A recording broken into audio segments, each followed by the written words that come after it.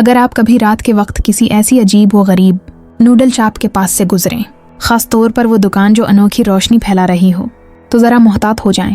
अगर आप देखें कि दुकानदार अकेला बैठा हुआ खुद से बातें कर रहा है, तो मुमकिन है वो किसी इंसान से नहीं बल्कि किसी नापाक शय से गुफ्तगू कर रहा हो। ये कहानी इतनी पुरअसरार है कि शायद आपके तसव्वुर से भी आगे हो। इसलिए नाजरीन से गुजारिश है कि दिल में बेखौफी के कलमात दोहरा लें और अपने उन दोस्तों को टेक करें जो रात के वक्त नाइट स्नैक्स खाने जाना पसंद करते हैं। कहानी का वाकया चाइलांग की सब्जी मार्केट के एक रहायशी इलाके में पेश आया। ये ली जोंगपिंग का ज़ाती तजर्बा है। वो हर रात 12 बजे के बाद खाने के लिए बाहर निकलता था। इस वक्त अक्सर दुकानें बंद हो चुकी होते, लेकिन उसे उससे फ़र्क नहीं पड़ता था क्योंकि उसका एक मुस्तकिल ठिकाना था, एक ऐसी नूडल शॉप जो आधी रात के बाद भी खुली रहती थी। ये नहीं कि वहाँ के नूडल्स बहुत मज़ेदार थे, बल्कि हैरत की बात यह थी कि इतनी रात गए भी दुकान हमेशा ग्राहकों से भरी रहती थी। एक रात जब ली जोंगपिंग ने खाना ख़त्म किया और बाहर निकला तो सामने से एक भिखारी आता दिखाई दिया।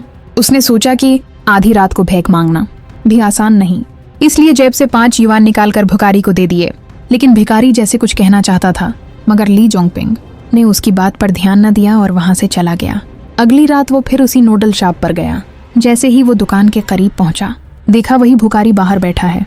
ली जोंगपिंग ने नजरअंदाज करने की कोशिश की, मगर दरवाजे तक पहुंचते ही भिखारी ने अचानक उसका हाथ पकड़ लिया और उसे अंदर जाने से रोक लिया। ली जोंगपिंग गुस्से में आ गया। सोचा जिसकी मदद की वही अब परेशानी डाल रहा है, लेकिन भिखारी के चेहरे पर शदीद खौफ था।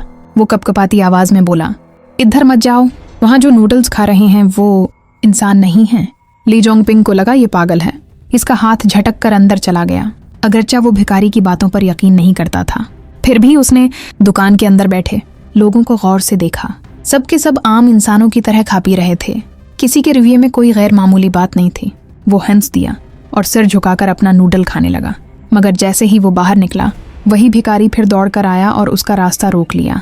इस बार ली जोंगपिंग वाकई गुस्से से भर गया और ऊंची आवाज में चलाया, आखिर तुम चाहते क्या हो?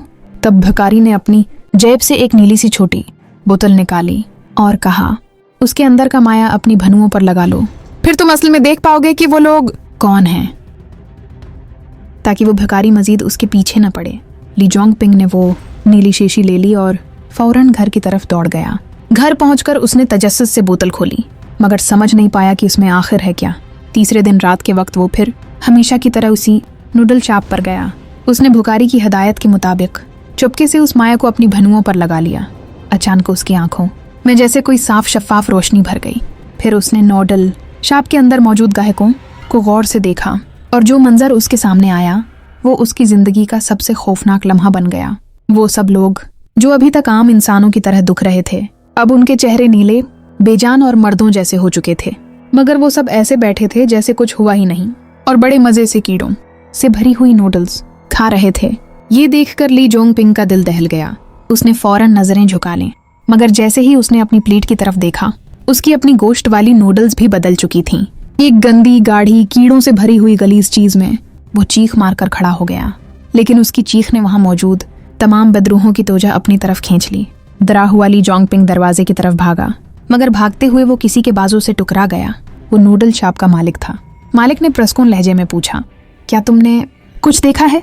क्या तुम डर गए हो? ली जोंगपिंग ने कुछ नहीं कहा, बस वहां से जान बचाने के लिए दौड़ लगा दी। बाहर निकलते ही वो फिर उसी भिखारी से टकराया। भिखारी उसे रोकना चाहता था, लेकिन वो उसे जोर से धक्का देकर वहां से भाग निकला। उसके बाद ली जोंगपिंग ने कभी दोबारा उस नूडल शॉप का रुख नहीं किया। जहां तक ये सवाल है कि आखिर वो भिखारी सही था या दुकानदार गलत, उसने कभी सच जानने की कोशिश नहीं की।